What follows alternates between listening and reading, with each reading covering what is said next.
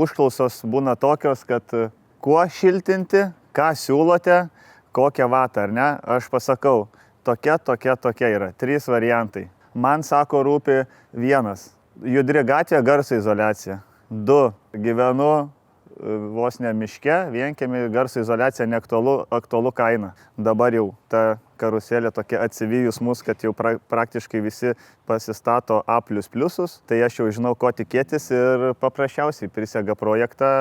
Jeigu į svečius neatvyksta, tai viskas nuotoliu, e-mailais pasiskaičiavimai visi vyksta. Aš pasižiūriu, kas nurodyta tam tikram pastate, tai su tabdintų stogų namas galbūt vienokie yra parametrai. Tos parametrus aš pasižiūriu, kas yra paskaičiuota ir mes prisitaikom prie to namuko, prie to vatos kiekio ir prie to stogo.